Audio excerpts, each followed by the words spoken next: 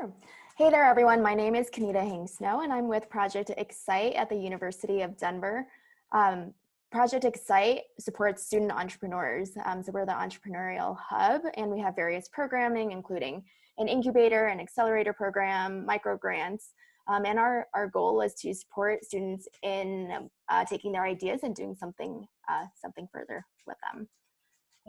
And so, yeah, do you want me to go on about mentorship with Project Well, X-ITE in particular? yeah, no, talk a little bit about how Project X-ITE's mentorship program, how long it's been around, how many students and mentors you have. Give us a little bit of a deeper understanding so we can kind of comparatively speak about your student mentorship program, maybe than other ones, so they sort of get the extent of your mentorship. Sure. So we launched our mentorship program about 2 years ago. We've grown our list of community mentors from, a handful of mentors, and we're a relatively new organization within DU as well. We've been around since about 2015, and we've grown pretty rapidly. So now we have close to 200 community mentors in our network. And so these are startup founders and business leaders across the state of Colorado. And we've grown this mentor network pretty organically. It's through our relationships that we've built through various events and the startup community here in Denver and throughout Colorado. It's strong. It's a community where everyone wants to help one another. And it's also a community where people especially want to help students. So they're, this is what we've encountered. People are always raising their hands and saying, hey, what do your students need? We have time, we're lending our time, tell us how we can help. And so it's been easy, relatively easy to grow this really strong network of people. And so we are powered by Startup Space. And so we have our mentors onboarded onto Startup Space, which has been really effective in letting students and mentors make those connections themselves. So students can reach out directly to our mentors and say, I am working on this idea or this business, and I see that you have expertise in these areas. I'd love to chat. Or they can just put a question out to the whole community of mentors and allow the mentors to respond that way. So we have an amazing mentor network. I don't think we would be able to operate without all of these mentors who have supported our programming, including our incubator, including our accelerator, because they bring such expertise into what we do and how we support our students. Excellent. Excellent. Thank you for that overview. I'm going to touch on some of the things that you mentioned, some of the things that you've enacted and the way that you connect your mentors and mentees with that initial handshake in a further discussion. But I want to turn it over to James. James, so you are involved in the community in so many different ways, and you have actually created an app that also has this element of connecting people together. Can you talk to me a little bit about you and about Plainsight? You're muted, by the way. Yeah, so thanks for inviting me to be a part of the conversation, first and foremost. Plainsight is a location-based social networking platform for entrepreneurs and creatives to be able to share resources, inspiration, and collaborate with one another, whether that be in the comfort of their home, like we're having to do now in all of the world, or at networking events or coffee shops or co-working spaces. And our mission is to help people make new meaningful connections with the folks around them. Oftentimes people will say, oh, if I want to be an actor, I need to move out to LA, right? Because that's where I have the best chance of getting a gig or getting found or connecting with the right people, right? Where oftentimes we just don't realize that the people who we could potentially collaborate with are in our same city, even in our same space. We just have no visibility to that. And on other social networking platforms, everybody has followers, right? And so whatever content that you're posting, you're only posting to the 200 people that may follow your personal account, right? Or 2,000 Right. or 10,000 or whatever that number is. depend upon your page. But with us, we are an open forum. So as long as the community is large, the larger the community gets, the more visibility your posts get, and you can get the help that you need, or be able to reach the type of people that you want to reach. So we try to make sure that we are very intentional around how we curate experiences for people to be able to connect. And the reason why I started this business is because I used to run a co-working space for side hustlers. And the number one question that people would ask me is, yo, who's at the space right now? Or who's going to be at the space tonight? Because I'm looking to connect with this particular type of talent. Can you help me? And I just realized that this is something that technology could attack and be able to help us leverage technology and the digital to be able to do better business and make better connections than the physical. And the co-working space that I was running, it was open between 6 p.m. to midnight. So you have these very ambitious people who have worked all day that are trying to come to a space to be able to collaborate. So I was able to get a lot of feedback and insight from them, since they are really one of our core audiences.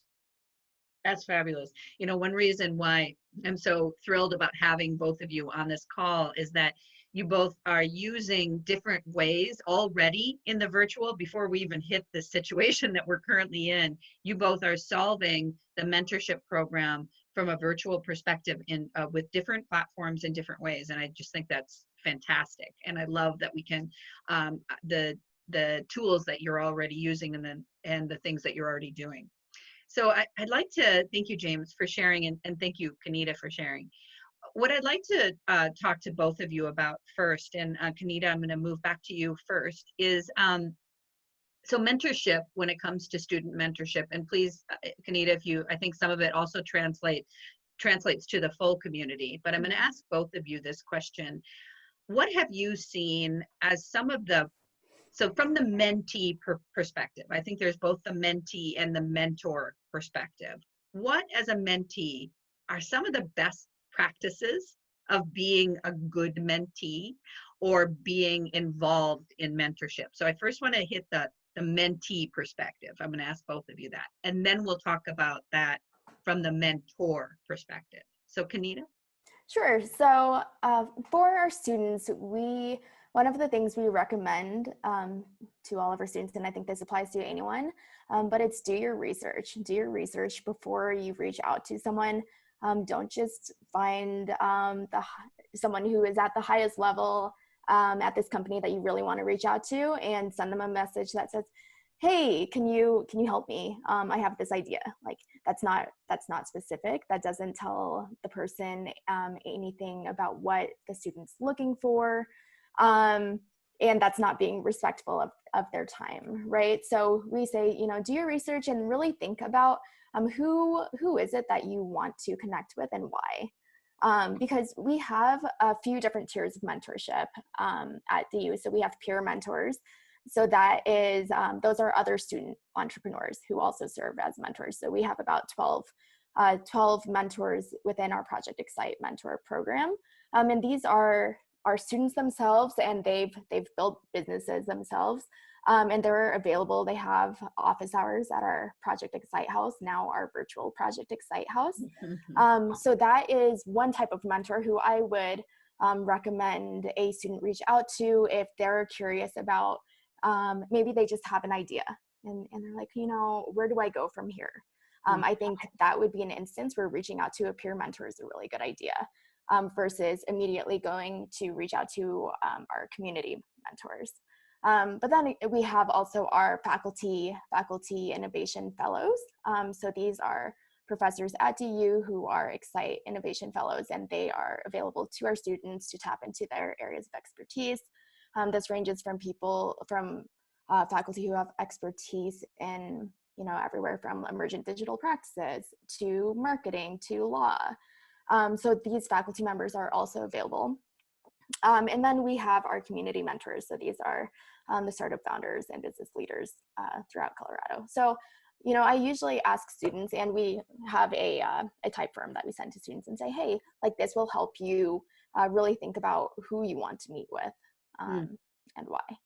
So I think doing those steps and doing that thinking before reaching out to someone is really helpful, and in the long run, it helps set up the mentor-mentee relationship up for success.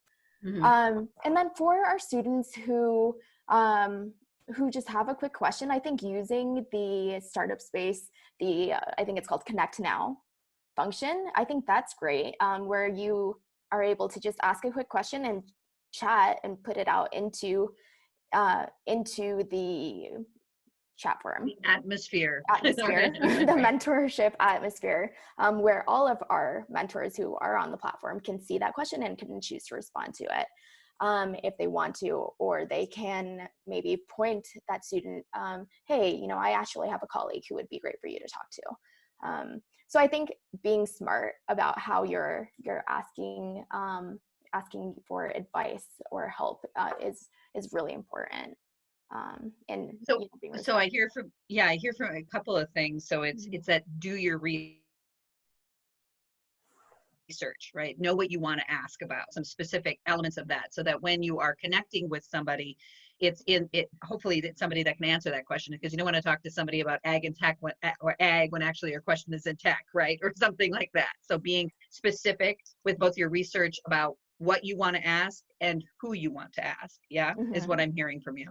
Yeah. And then I love also this idea that the way you can talk about the virtual already is kind of put the question out there, and then that might refine it and get you connected with the right person. Yeah, definitely. So James, I want to move over to you and talk about a mentee from a community perspective.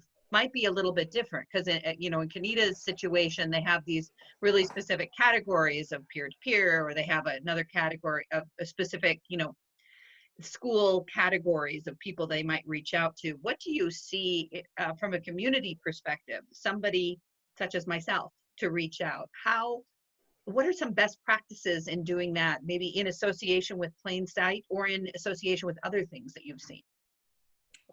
So I would say, when reaching out, be as vulnerable as you possibly can. And the reason why is because if you reach out to somebody and say, hey, I really need help trying to find an investor, right?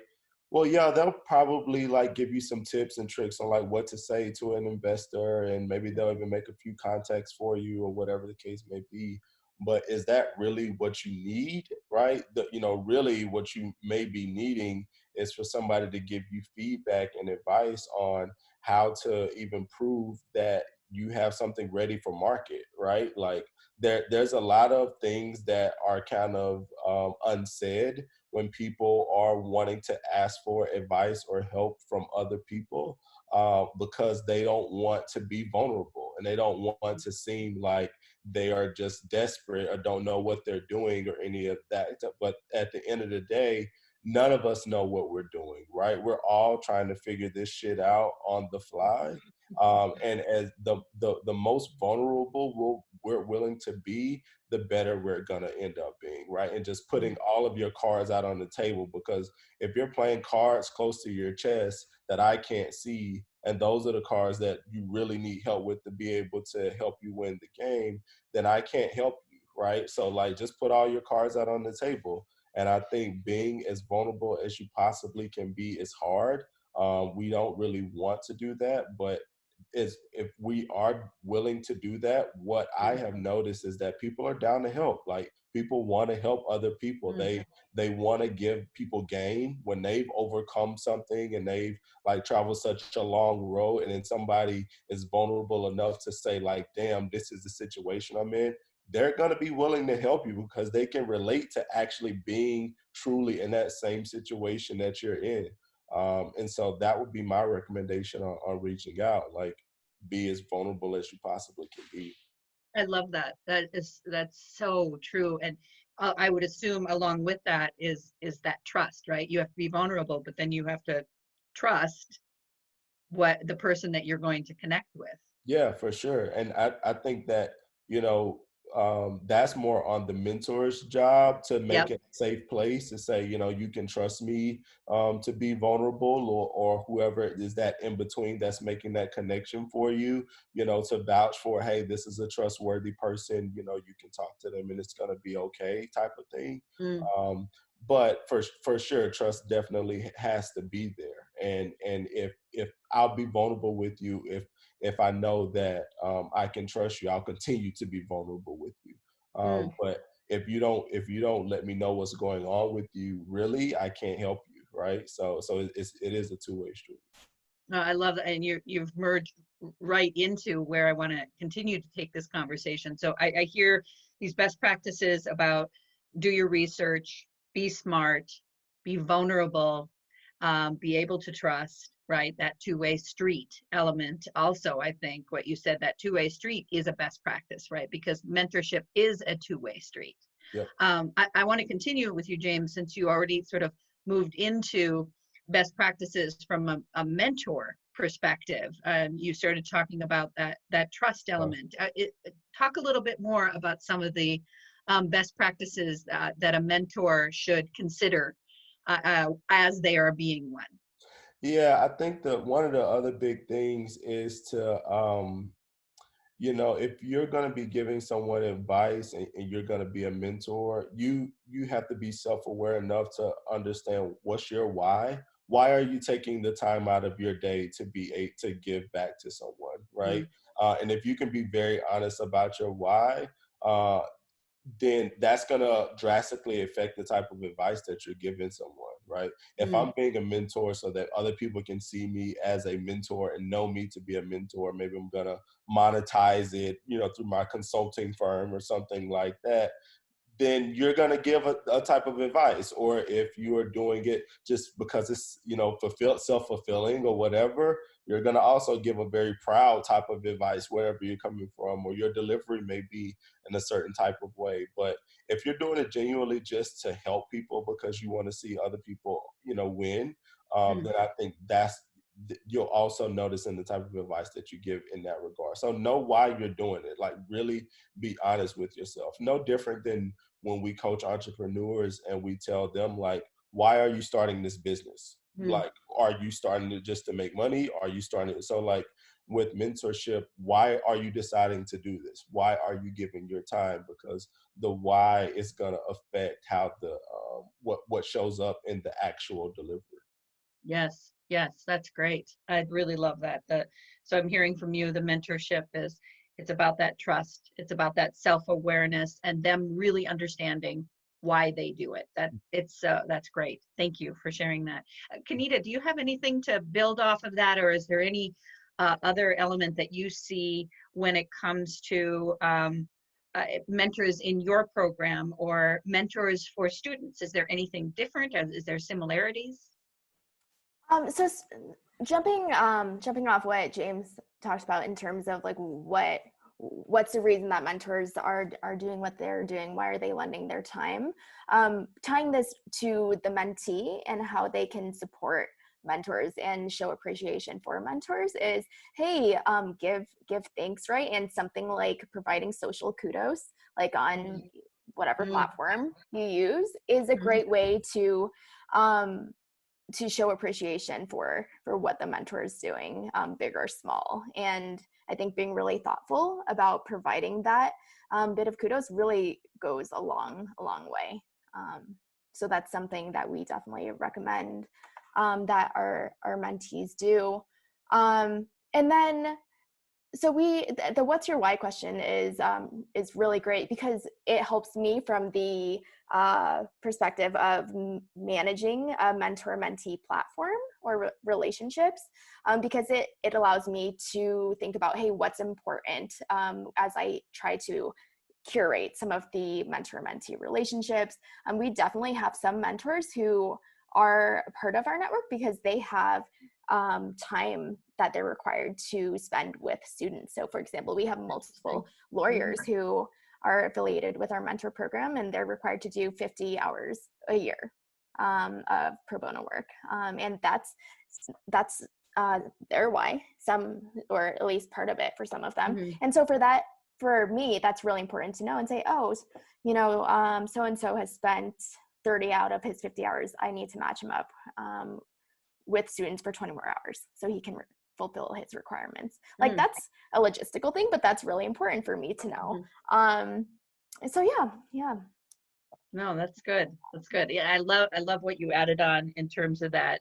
It is important to acknowledge, to say thanks, both mentor and mentee. I mean, I think it is a shared relationship between a mentor and a mentee, which kind of brings me to my next conversation and question is, how do you know if a mentor is right for you? And how do you know when that relationship maybe has concluded, or should it grow further? Or have you not formalized it? And actually, do you need to formalize it and say, hey, you're my mentor? Is that important? Do either of you want to jump? I don't have a preference in who would answer, but any thoughts on that? James, you're mute. Do you? I was gonna throw it over, but Yeah. I can take it. I would say, I think about the times when like I've had mentor relationships conclude, and then I think about like why that happened. And if I'm honest about it, I think the, our whys started to disconnect at some point, right? Like Yeah. why that person was mentoring me started to no longer exist, right? And so then it started to get kind of awkward, right? I think that that person was very loyal to the city of Chattanooga, right, which is where I'm from, and really wanted to see me do well in Chattanooga and do well for the city of Chattanooga.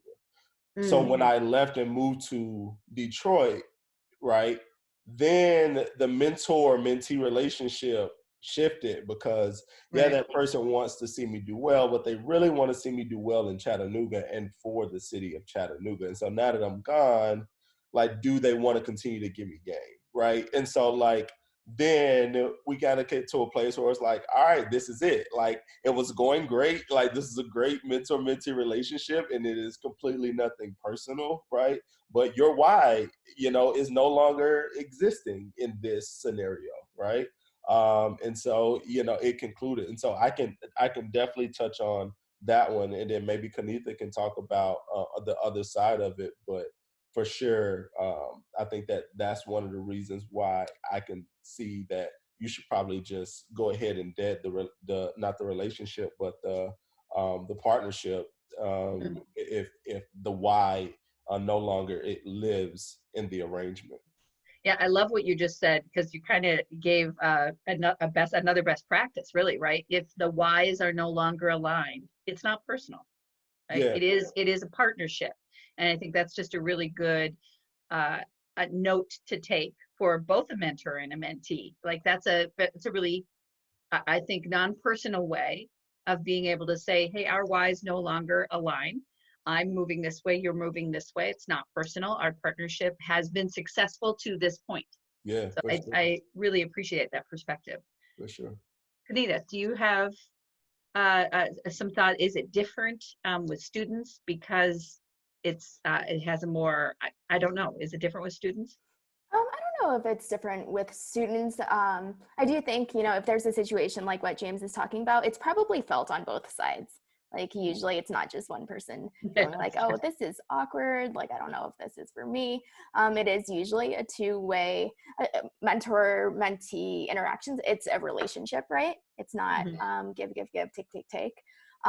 So I definitely, I agree. I think, when it gets to that point, you just have a pretty frank conversation about things, and you say, hey, as a mentee, thank you so much for your time, or as a mentor too, I really enjoyed working with you.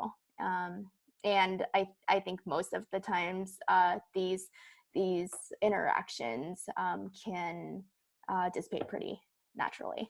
I think one of the things you asked, Lily, was, is there a point where you need to formalize Yeah. the title of, hey, I am your dedicated mentor.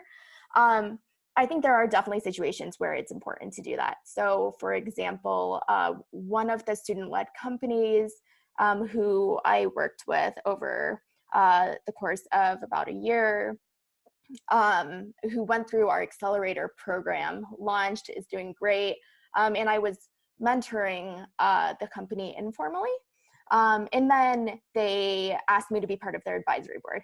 And I think that that's a way of formalizing the mentor relationship. And when you are spending a lot of time and energy working with a particular mentee or mentor, I think that's a point that you should formalize the relationship, where I think words matter, right? And being able to say, hey, this person is my mentor, in certain interactions can go a long way. Or saying for me, hey, I really support this organization and I'm on the board. I think that also is meaningful. Another example is we had a student company who went through our accelerator program twice, actually 3 times. And they had a mentor who worked with them at the start of their first time going through the accelerator program. And their mentor, he continued working with the students after their duration in the accelerator programs. And he continued to work with these students I think he met with them weekly for 2 hours every week. And this is a COO of a company. And he did it for, I want to say, 2 years. And he's continuing to do so.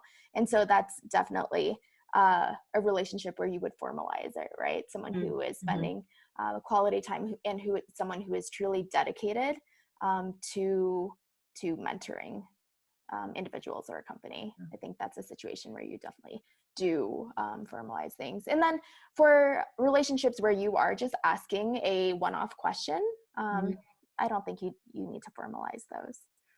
I think those still constitute as mentorship, because I think there are definitely different definitions of mentorship. So, yeah. I want to just go just a little bit further with that. When you say there's different definitions of mentorship, could you expand on that? Sure. So I think the term mentorship can be intimidating for some people, at least for our students it is. They think, oh, no, I'm not ready to seek out a mentor. And I think that's a fear of theirs, because they have this idea that mentorship is this big, scary thing where they're going to reach out and then hear crickets or get a negative response from someone, which wouldn't happen. But mentorship can be daunting, at least the term. So we have a few different forms of mentorship, and we consider all of them to be part of our mentor program. So we have the just-in-time mentorship, which is, hey, just putting a question out there to our mentors. And it can be any type of question. It can be, hey, can someone connect me to someone who has or experience in developing an app. So that is what we call just-in-time mentorship.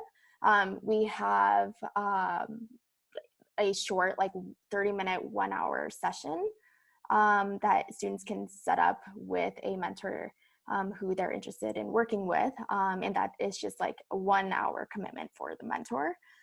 We have dedicated mentorship. So that is a mentor who is working with a student-led company for whether it is for a 10-week duration or whether it is for a longer term duration. So those are a few of the different kinds of mentorship we have. Nice, nice. James, I noticed you really acknowledged a couple of things that Kanitha said. Do you have any comment on different definitions of mentorship at all? Yeah, I especially agree in that I feel that the word mentorship can be very intimidating, and you almost stay away from formalizing it or like calling them an actual mentor, because then there's like this added pressure that comes with that word, right? It's like, oh, like now I feel obligated to do something, you know what I mean? And so then it makes me want to dive deeper to make sure this is something I really want to pursue and all of this, because it feels obligatory. So I was especially agreeing on that piece for sure. I think that sometimes you don't really need to define it because it can look in so many different ways, right? And so, like, most of the times, if you're dedicating time to somebody and you're giving them advice or you're making connections for them or you're checking in on them on a somewhat regular basis, both people kind of assume that, all right, this is a mentor mentee situation, right? Without it actually having to be said. And so there's somebody who every now and again he'll just put it on my calendar to catch up for 30 minutes to get tea, right? If if you were to ask him, pardon, am Oh, I bless his you. mentor? He will probably say, yeah, he's my mentor, right? Do I look at him like a mentee? Yeah, I kind of do, right? We don't really have to formalize it, right? And so it just kind of naturally happens. Mm-hmm. Mm-hmm. Totally hear you on that. I have some of those myself, actually. Yeah, yeah. Um, so what I love the fact in this conversation is that, Kanitha, you're in Denver, James, you're in Detroit, I'm in Minnesota, actually, in the Twin Cities. And I don't know about you guys, but I am seeing people needing support now more than ever with the recent situation. There's a lot of these instantaneous office hours that are being opened up, these half an hour sessions where people are needing support to get through the SBA loan contract or just to talk to somebody about what are my options, right? I want to ask both of you, what are you seeing in your community? And how is this now new virtual situation we're in, so that we're thrust into this virtual situation, and we're thrust into this, things are changing daily for business and entrepreneurs. What are you seeing in your communities, and what are your thoughts on that to help support, and how does somebody get involved? That's a lot of questions, a loaded question, but I mean, because I think it's so urgent right now. So, just kind of speaking with my peers and, fellow founders, I would say right now, people in business, they need money Mm-hmm. or they need to get advice on how to pivot. They need to like people. I haven't really talked to somebody who it hasn't been affected at all in some way, shape, form, or fashion. It had to take at least some type of small pivot for what they're doing, right? This is what Zoom does, but because they're so bombarded with trolls and that kind of stuff, they're having to figure new shit out, right? Like, Yeah, so yeah. everybody needs cash or they need to figure out how to pivot. And so that's kind of what I'm realizing right now. And we're actually going to be putting together like a talk around the pivot. It'll be myself and like 2 or 3 other people, where we just maybe hop on a Zoom or Instagram live or something like that and talk about the pivot and like how we're all having to do that. So along those lines, if you guys have suggestions for me on who I should reach out to as like fellow founders who are going through pivot and Mm. maybe have pivoted well, please let me know because I'm looking for people to talk to. That's my mentee. That's my mentee ask for you guys Love it, love it. on some peer-to-peer mentorship type ish. Mm-hmm, Because that's what I'm seeing right now. People need mm-hmm, cash, or they like are like drastically trying to figure out, desperately trying to figure out how to pivot. mm-hmm. And you think mentors for mentees can help give that permission for pivot, or give those ideas or that Yeah, support? they Is can give that, the ideas on, like, they can brainstorm the pivot with them, right? Like at the end of the day, it's probably their business, but we're so into like all of the other things like that are very inundating that we can't always think about. We miss stuff on in ways to think about a pivot. So just having somebody say, "Well, have you thought about this?" or "Have you mm, thought about that?" That really does help, even if it gets something else triggered. And then if somebody can point somebody in the direction of capital, that's always good, right? Like maybe they know of people who are still doing angel investing or some micro VCs that are still writing a few checks here and there, right?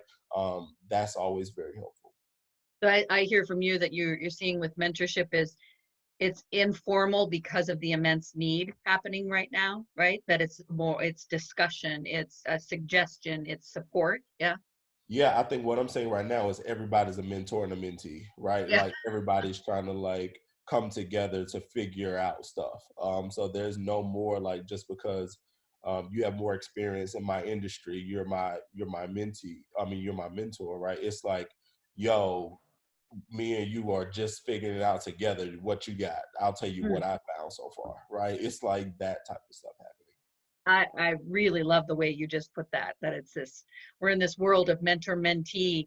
We just got to brainstorm and help figure it out to lift each other up and keep each other moving forward. I Sure. really, I love that. Kanitha, do you see anything different in your community since you are in a university, sort of a university setting? Do you see, is it any different? Does it have similarities?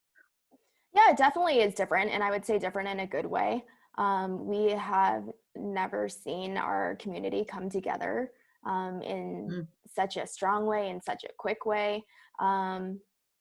We are in this together, and we have really seen that come to fruition. Like, our programming has just blown up in a really good way after everything happened with the pandemic. So for example, I'll talk about our Explore Incubator program.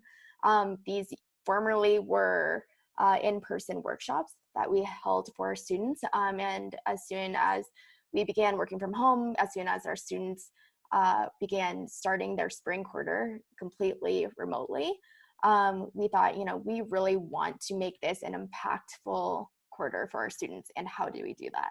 So what we did was we put a call out to our community of mentors and said, hey, can you help? Can you lend your expertise and your time to help our students have a good experience? And so within a day, we had 30 plus workshops scheduled as part of our Explore Incubator series over the course of 10 weeks. And these were mentors throughout our program who have been more than willing to lend their time, lend their expertise free of charge. And we opened these up to the public because we have really seen everyone is just craving connection right now more than ever.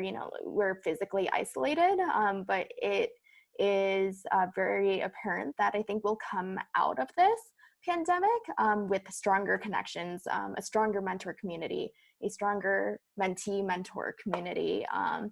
Like, we are in this together is what we feel right now. And I think our community is really thriving, honestly. So it's been a positive experience. That's really great to hear. Both perspectives that you guys are giving. I mean, James, I hear you saying we're all in this together. I hear both of you saying we're all in this together. I love the connection of mentee mentor is equal now, and I love hearing from you, Kanitha, that your mentors are stepping it up more than they have before, and just bringing tons of content and support. I think that's fantastic. I want to open it up to some of the individuals that we have on the call to see if you have questions for Kanitha or James, or any comments on some of the things that they've said. You can certainly unmute yourself or throw it in the chat. I have put both the links to Plainsight and Project X-ITE over in the chat area, so you can see more about James' organization and about Kanitha's organization as well. But do I have any questions from anybody on the call? Anything that you'd like to dig into a little bit deeper? David. Hi, everyone. I've been listening and I'm already learning so much. So thank you both for sharing today. We're going to definitely have this recorded and shared on our next newsletter. And like Lily said, a lot of people have asked for this. So I learned a lot today. I have experience both as running this platform and looking at how mentorship is used across several of our clients, but I also was a mentor and a mentee when I worked in corporate America. As a leader, I had to have mentorship programs that I enabled. So we actually put together like formal mentorship training, so people who are going to do mentoring knew how to train people.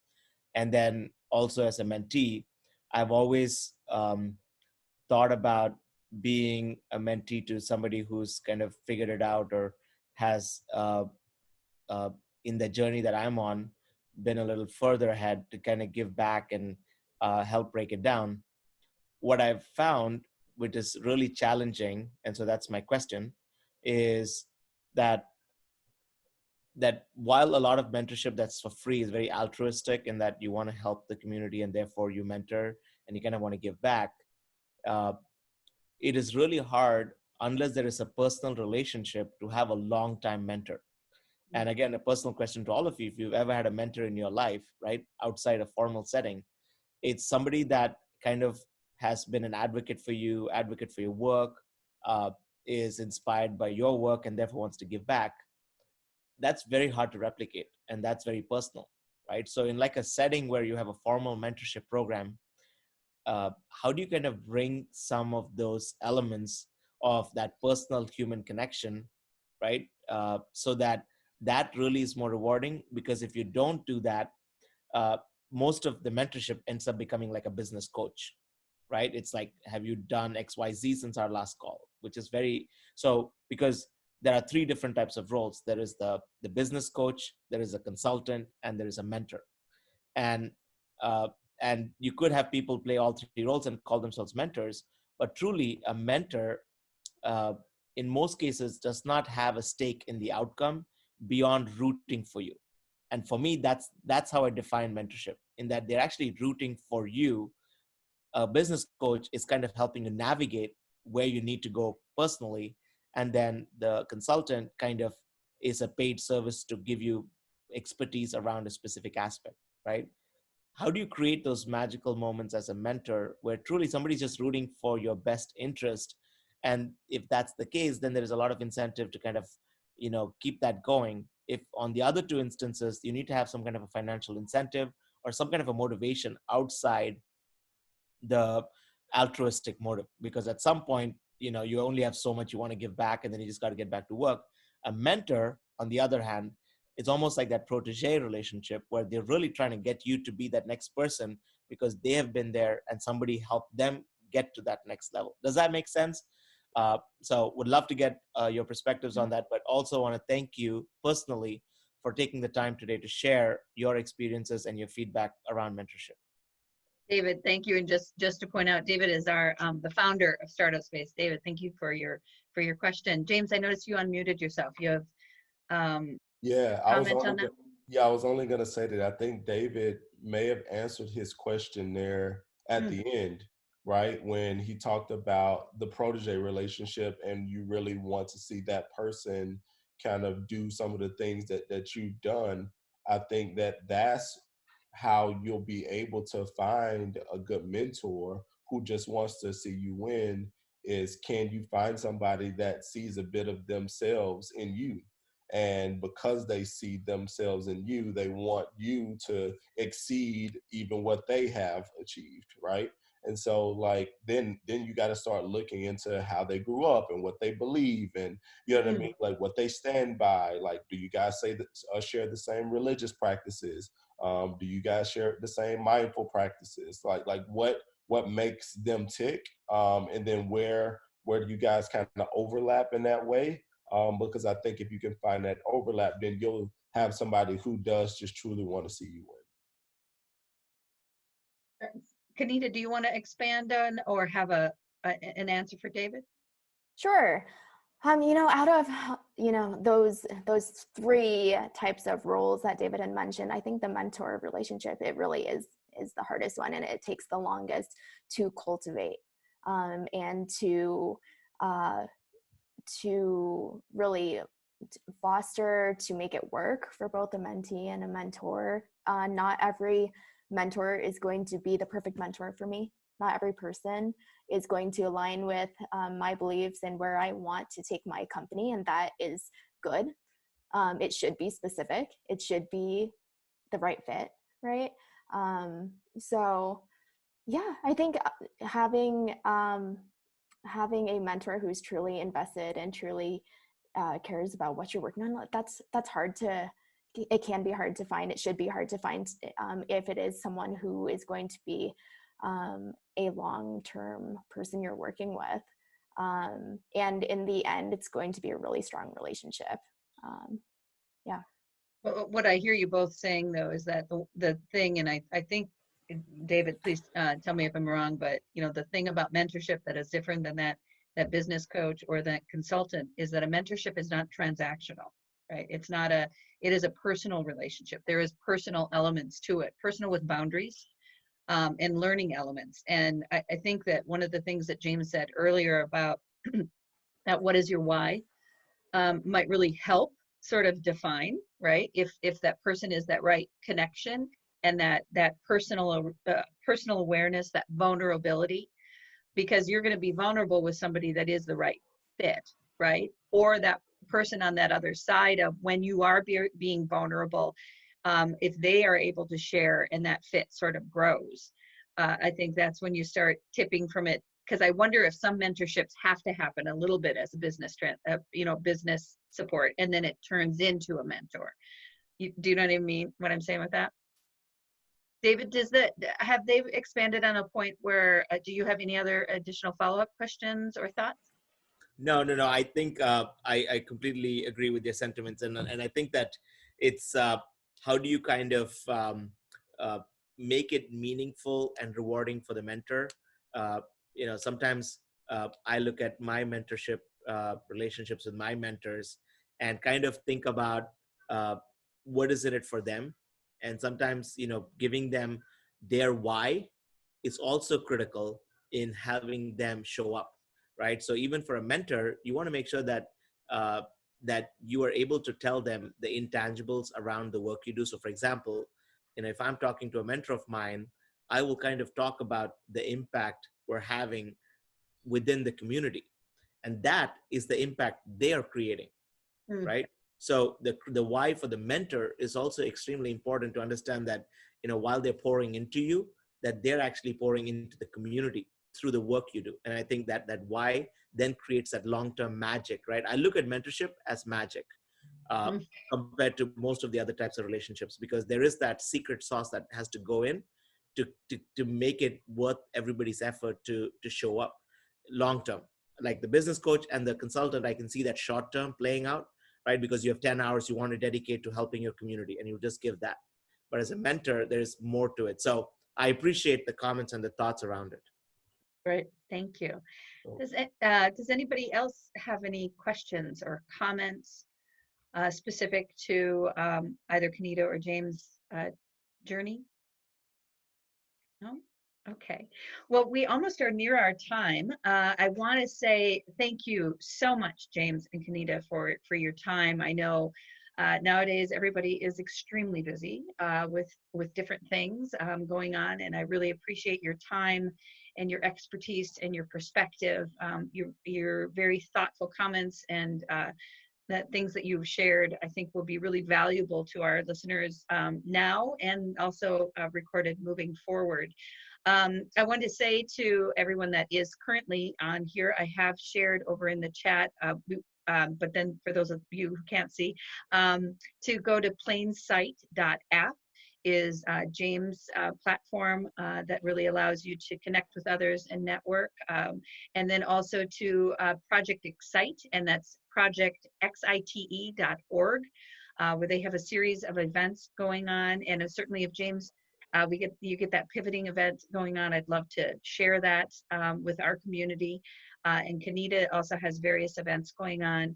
I want to also say, if you have not downloaded Startup Space, go to startupspace.app and create a profile there and start connecting with individuals in the Startup Space app. You can reach members in there and message them directly to be able to connect with individuals that have a specific interest or industry that you're involved with. So please take a look at startupspace.app, take a look at startupspace.us, especially for any more additional COVID resources. And also, if you're a mentor, please give back during this period of time. It is an important time to offer support to the community. And if you're a mentee, mentors need support now too. So I think it's a really good opportunity, like James had said, for our community to come together and support each other. And as Kanitha said before, we're all in this together. And I think that it's going to get us to another, on the other side of this situation that we're currently involved with. So I want to thank you. We're at our time. Thank you so much for joining us today. Thank you so much for your expertise. And please, everyone, stay healthy. Thank you, guys. All right. Thank you. Thank you, James. Thank you, Kanitha. Thank you, Nathan, for joining us. Thank you, David. Thank you, Mackenzie.